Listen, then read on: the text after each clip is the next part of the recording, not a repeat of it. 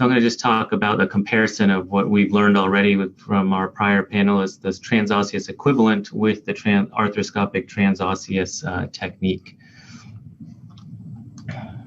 One second here. So my disclosures are on the AAOS website. So with respect to the evolution of rotator cuff repair, we have evolved from an open to arthroscopic approach, and our constructs have also evolved. Initially, the open approach made use of this transosseous technique, and anchors allowed us to transition to an arthroscopic technique. So these constructs evolved, of course, from single to double row, and finally to a suture bridge technique. We label it as transosseous equivalent, as we've heard. So suggesting there may be something preferred about our initial simple and very elegant transosseous construct. The question now is, can we combine this transosseous technique with an arthroscopic approach, and should we? So just to quickly recap, the technique for a transosseous equivalent is placing that medial anchor near the articular margin, following that by bringing the sutures through the medial aspect of your tendon, and then bringing that into a lateral row of anchors. So you're achieving that compression or that suture bridge, it's often referred to. What you do medially, there are some options, whether you tie or you bring them directly in a knotless fashion. That, in compared to this transosseous construct, is very similar. If you follow the steps, you're still making a medial tunnel near the articular margin. Instead of an anchor, you're using an instrument to connect these two tunnels vertically and laterally. And this device has proven to be quite reliable and effective. And you can pass the sutures, as Dr. Sanders mentioned, in a very similar fashion and whatever you're comfortable with. And that, again, we're achieving this compression across the cuff accordingly. So you have that full now transosseous approach done arthroscopically, tying simples or all the complex different capabilities that Dr. Sanders showed us as well. So to quickly review the biomechanics, what do we know about these two, this transosseous equivalent now specifically, and the fully transosseous approach? Both can achieve very high failure loads, 578 newtons for transosseous equivalent compared to 468 for a transosseous in one study. And there's decreased gap formation with respect to TOE, and compared to transosseous, which has typically a larger footprint coverage and a lower rate of that type 2 catastrophic failure that's been mentioned in several different studies. In our own cadaveric study here, you can see an example of that type of failure. This would be a very difficult thing to fix in a revision situation. In our TOE construct, the majority of failures were that type. Compared to our transosseous construct, the majority were type 1 or regular tears right off the bone that are much easier to fix in a revision situation. The failure mode has also been looked at and found that the mean intensity of perfusion is significantly lower in the transosseous equivalent group. Mm-hmm. So the initial conclusions are the anchored transosseous equivalent constructs does demonstrate a slightly higher failure load, but an anchorless transosseous repair can also achieve very high failure loads. And Brett mentioned the importance of suture. And so we have to evaluate this, and that's what we did, looking at a true systematic review of all those papers. All these 40 separate biomechanical papers and authors have looked at this. And so we combined that in a systematic review and meta-regression and looked at the suture parameters as independent covariates, as well as the construct type, TOE, single, double row, or truly transosseous. And our dependent variables were simply failure load and mode.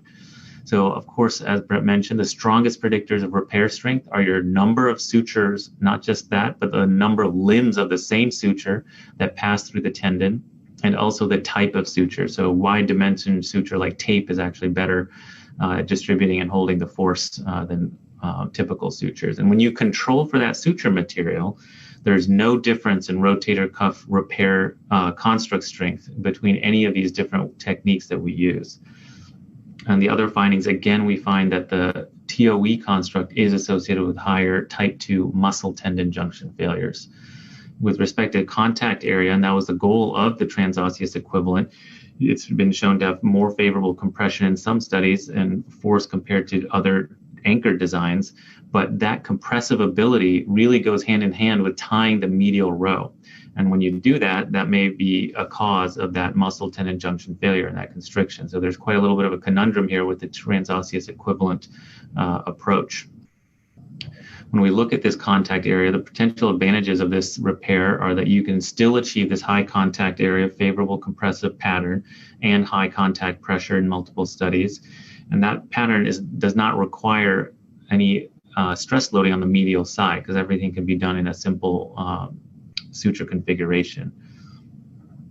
So this is important to balance that compressive ability to limit your muscle tendon junction failures. So if we look at our clinical experience, Brett Sanders mentioned the Randelli randomized controlled trial. That was comparing a single row, but I think, as Dr. White mentioned, the transosseous equivalent would be considered the gold standard for anchored approaches. So we compared that, and we published this year in Core, a direct comparison of this transosseous repair versus a transosseous equivalent double row suture bridge repair. And we did this in a retrospective fashion with minimum 2-year follow-up. We were able to match, however, sex, age, tear size, importantly, as well as smoking status. And our primary outcome was the minimal clinical important difference for the ASCS score. Other outcomes included the VAS pain scale, range of motion, the SSV, as well as repair integrity. And that was done by ultrasound with a blinded radiologist reviewing all the cases. And we had 100 patients with, again, minimum 2-year follow-up. And as Brett mentioned, all the results we found were non-inferior or essentially equivalent with respect to 1-year and 2-year ASCS scores, 1-year and 2-year subjective shoulder value scores, as well as VAS pain scores. Range of motion was very similar across groups, and there was no statistical significance. And the ultrasound evaluation of re-tear rates, again, similar and only correlated with tear size and not technique. So in conclusion, both groups can achieve very clinical, meaningful results, statistically significant improvements, both at 1 and 2 years now. And we're collecting our data for 4- and 5-year follow-up for this same cohort. And there's no significant difference in the procedure duration, re-tear rates, or clinical outcomes. Of course, it's a limitation. It is a retrospective review with a single surgeon. So the takeaway points, I think, that when you look at the biomechanical literature collectively, you can achieve similar strength just by the suture. And the numbers of the sutures and the type are what is important to consider. The transosseous equivalent repairs increase the risk of type 2 failures, and may have a worse compressive pattern than transosseous repairs. Clinically, arthroscopic transosseous versus TOE repairs can both achieve good clinical outcomes with low re-tear rates. As Brett mentioned, as one is quite significantly less costly, that represents a much higher value for arthroscopic transosseous repairs. Thank you.